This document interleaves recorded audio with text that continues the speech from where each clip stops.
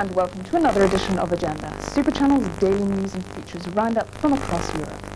Coming up on the show today, we spotlight South Africa as the Lome Convention meeting puts human rights on the agenda, and pictures from a London exhibition, the photographs from the sets of the film classics. But first, the European Bank of Reconstruction and Development was set up by the Western powers to help rebuild the ravaged economies of Eastern Europe. But building of another sort attracted the wrong kind of headlines this month when it was revealed that the EBRD lavished £55 million on their London headquarters, part of an alleged £200 million set-up cost. Anxious to minimise the public relations damage, the bank will hope that today's opening of their annual meeting in London will focus attention on the aims and achievements of the bank. Agenda spoke to the bank's controversial French president, Monsieur Jacques Attali, on the eve of the meeting.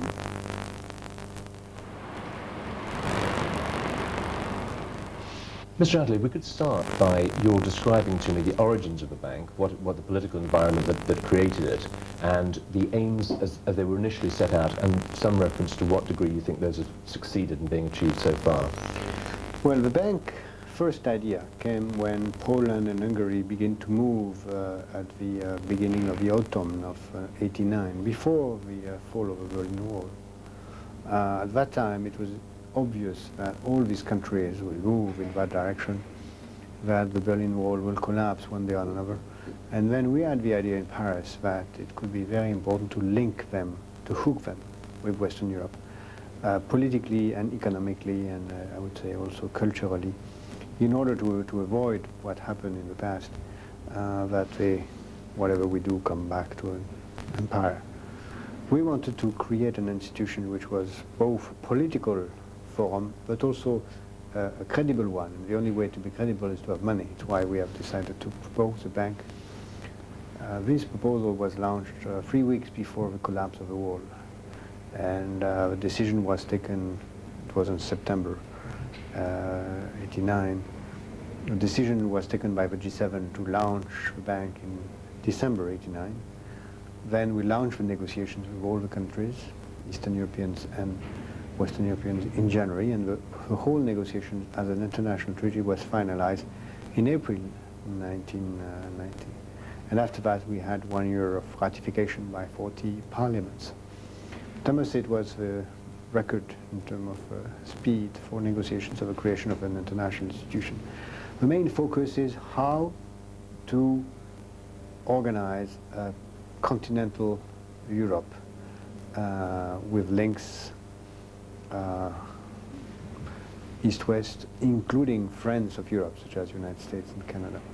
It could be interpreted, or you may say misinterpreted, but it could be seen as imposing a system using the conduct of the bank. And to what degree do you feel that the bank risks running into a negative political environment in the same way that President Yeltsin is under such difficulty in terms of implementing market reform? We are not a Western bank. We are a Russian bank in Russia, a Polish bank in Poland. These countries have their say in the bank, and we do not take decisions without cooperation. We are not organizing charity or assistance, and I hate the words borrowing country or conditionality. We want really to create a partnership.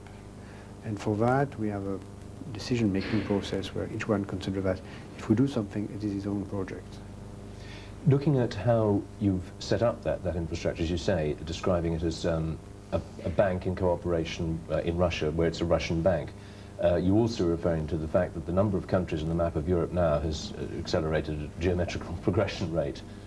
How difficult has it been to maintain any kind of consistency in the projects you've embarked upon with the breakup of the former Soviet Union, and then even more threatening, or perhaps of a similar nature, within Russia itself? You're right, it's a difficult task. Actually, we can do so many different things, from, as I said, advising a government on building its constitutions, to provide equity to an American company who want to invest in Hungary, or provide money, borrowing, to Belarus for financing its telecommunication, or to an Albanian company to finance a hotel, or to organize the whole system of railroads and toll highways in Czechland. All that we can finance, and we are financing.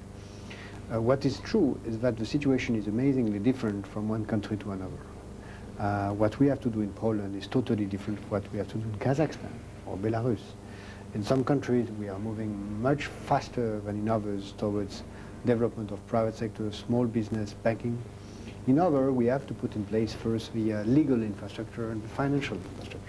Would you see the bank, the European Bank, as working to some degree like a sort of export credit guarantee department for the Western world? Well, it's a small part of our role. We do not guarantee exports of machine tools.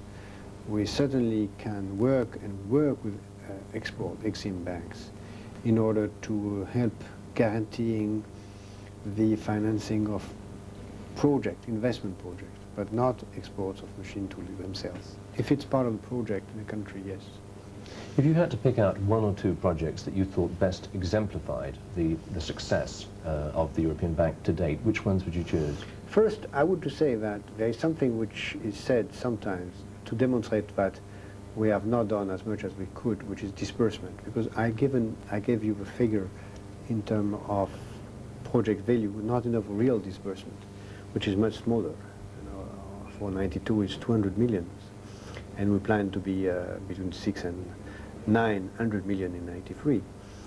Disbursement is an important element, but we prefer to have a very cautious disbursement in order not to find our money in a Swiss bank later on. We can take different examples. We have organized the privatization of a company, a chocolate company, a food business in Czechland, which would have been difficult even for the very famous French and Swiss company BSN and Nestlé, who wanted to privatize it without us because the government would not have let it down. And then we have our own equity share. The Nestlé and BSN have their own share. This is a very well working company now, with a lot of subsidiaries and even a lot of subcontractors in which we intervene to finance and develop this small business. This is, I think, a good example. Another one, which is totally different, is that we have financed telecommunication program in Romania, Poland, Czechland, Bulgaria, Belarus, Ukraine, and other countries, because telephone is a prerequisite for everything.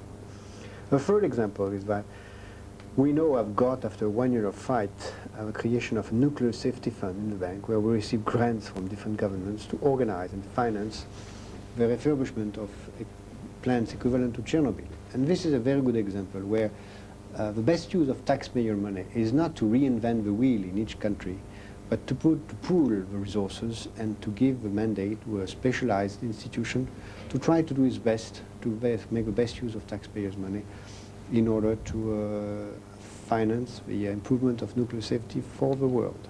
I was actually going to come directly onto nuclear safety afterwards, particularly in the aftermath of the latest incident at Tomsk.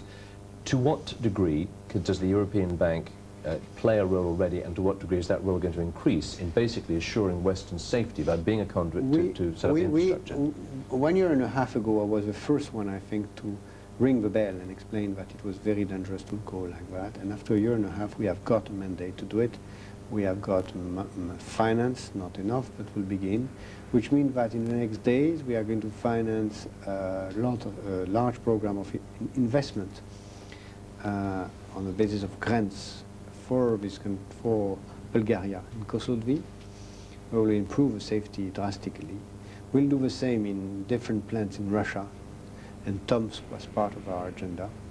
And after that, we'll try to finance substitution energy for having a possibility to shut down plants if needed. Do you see the longer-term picture for the bank, for the bank itself, playing a greater and greater role in balancing the progress towards market reform? Yes, and trying to find a doctrine for each country to have a global approach for market, democracy, and sustainable development, which is environment cleaning, which is a huge element. I must say that I'm very worried of a lot of problems. After nuclear safety, I would like to raise a new problem for the world, which is a question of water quality. I'm afraid that the water quality in Eastern Europe and in Russia is a disaster. That pipes are in disarray.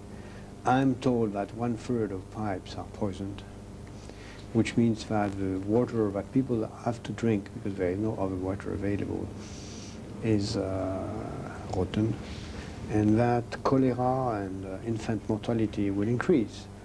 This is a huge priority if we don't want to see that region totally devastated by that. We are going to invest a lot in that. You do, in the initial brochures, quite strong play is made of the reference to human rights and, yes. and environmental concerns. To what degree are you, is the message, if you like, you're putting across to both your Western company partners and the governments with whom you deal, to what degree are they responding? Do you feel the bank is already doing a pioneering yes. job in improving the environmental yes. and human rights respects? Definitely yes. On environment, the fact that we have been able to create that fund on nuclear safety is the demonstration that the bank has already a voice. We finance the East, but we influence the West. If I could ask you in very general terms to talk about how optimistic you would feel about the overall picture and specifically the bank's increasing role in it. Well, now the bank is there. Nobody can talk about Eastern Europe without mentioning the European Bank, as well as mentioning the World Bank. We exist. We are in the picture, and that's very interesting to see that after 2 years, what was just a piece of paper or two sentences in a speech is an amazingly important reality. But we are far from doing what I would dream to see this institution doing in terms of investment, in terms of advice, in terms of influence, in terms of capacity to influence the West to accept more trade between East and West. A lot of things is more to be done. What is your agenda specifically on that to encourage the West to take up the opportunity? My agenda is mainly to make the West understand that European Common Market was a Cold War concept, and that we need now a post-Cold War concept, which is a continental common market. This will be a long process in terms of change of minds. What, if you just very briefly had to address, first of all, the West and Western governments, what would you most like to see them achieve, given your concept and view of Eastern Europe and the work? First, to understand that Europe is 45 nations and not anymore 12. Second, to draw the consequences of that, which are trade and a program of infrastructure linking East-West, pipelines, telecommunications, railways, etc. The other things, we need more money for training, because training is a vital element for this transition. And if you then turned your eyes to the East, how would you, what would you most want to urge Eastern Europeans to do? To move boldly towards reform, including privatization, but also including building institutions, because democracy without institution is just anarchy, and market economy without institution is just a black market. Thank you very much indeed. Thank you. Thanks very much. That's all we have time for in this part of the show. But don't go away, because coming up after the break, the Botswana meeting which put human rights on the agenda. See you in a couple of minutes.